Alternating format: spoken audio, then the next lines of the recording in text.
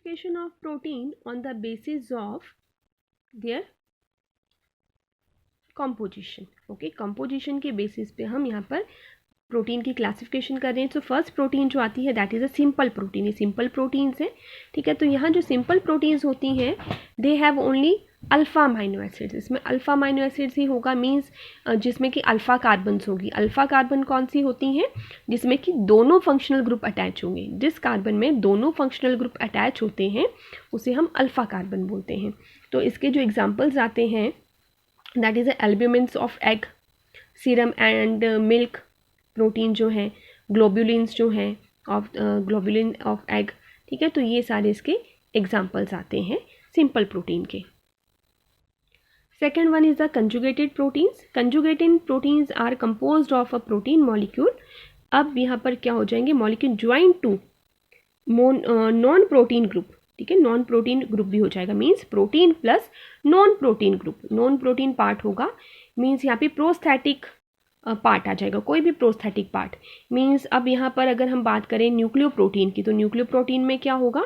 यहाँ पे nucleic acid हो जाएंगे एंड साथ में प्रोटीन होंगे, तो उसे हम न्यूक्लियोप्रोटीन्स बोलेंगे. इसके एग्जांपल डीएनए एंड आरएनए आते हैं. इफ़ प्रोटीन एंड जो यहाँ पे फॉस्फोरिक एसिड अगर अटैच हो जाए प्रोटीन के साथ नॉन प्रोटीन पार्ट में, तो उसे हम फॉस्फोप्रोटीन्स बोलते हैं, जिसमें कि कैजिन ऑफ मिल्क एग्जाम्पल आ जाते हैं.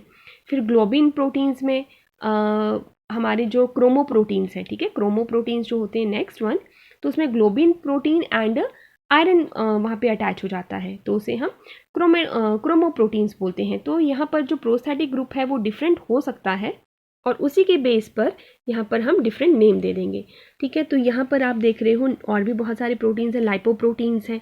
लाइपोप्रोटीन्स जो है यहाँ पे प्रोस्थेटिक ग्रुप जो होगा मेनली वो फॉस्फोलिपिड्स हो जाएंगे प्रोटीन के साथ. ओके, नेक्स्ट वन अगर हम बात करें कि मेटालोप्रोटीन्स, मेटालोप्रोटीन में कोई मेटल ग्रुप जो है, मेटल आयन अटैच हो जाएगा प्रोटीन के साथ, तो उसे हम मेटालोप्रोटीन्स बोल लेंगे, ठीक है. तो यहाँ पे प्रोस्थेटिक ग्रुप जो होगा प्रोटीन के साथ वो डिफरेंट कोई अटैच हो जाएगा.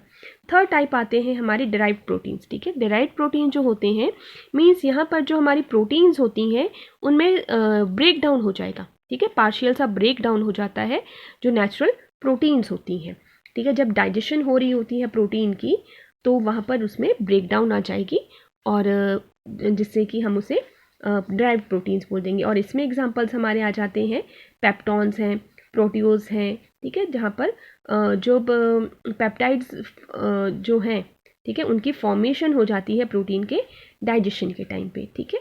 तो इस बेस पे हमने बात की कंपोजिशन के बेस पे. नेक्स्ट क्लासिफिकेशन हम करें अगर, तो that is a nature of molecule, ठीक है. तो proteins are of two type according to nature of their molecule. एक होते हैं acidic protein and second one is the basic protein. तो एसिडिक प्रोटीन जो होते हैं they have acidic amino acid, ठीक है. इसमें एस्पेरेटिक एसिड, ग्लूटामिक एसिड हो सकते हैं, ठीक है. और इसके एग्जांपल हमारे ब्लड प्रोटीन्स हैं. बेसिक प्रोटीन्स होंगे मीन्स जहाँ पे अमाइनो ग्रुप ज़्यादा प्रेजेंट होगा. एसिडिक में कार्बोक्सिलिक ग्रुप भी है, मतलब जो भी एसिड ग्रुप है वो प्रेजेंट ज़्यादा होंगे.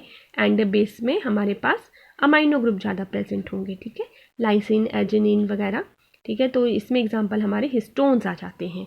सो this is a classification on the basis of nature of molecules.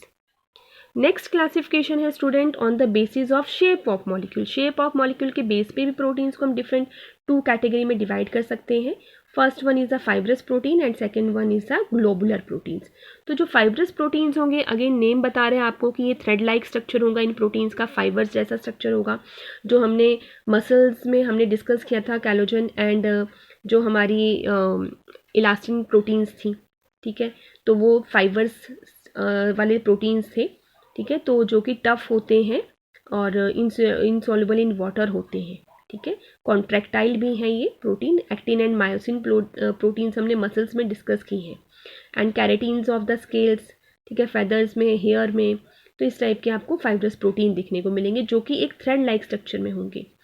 Next हम ग्लोबुलर की बात करें तो ग्लोबुलर प्रोटीन्स जो होंगे इनमें क्वाइलिंग हो जाएगी. जो यहाँ पे चेन होंगी, पॉलीपेप्टाइड चेन जो होंगी वो क्वाइल कर जाती हैं और ग्लोबुलर स्ट्रक्चर बन जाएंगी, मीन्स एक स्फेरिकल सा स्ट्रक्चर बना लेंगी. ये स्फेरिकल स्ट्रक्चर बना लेंगी क्वाइल करके, तो उसे हम ग्लोबुलर प्रोटीन्स बोलेंगे. ओके, तो यहाँ पर जो लार्ज ग्लोबुलर प्रोटीन्स होती हैं, दे आर इनसॉल्युबल, ठीक है, and are coagulated by heat.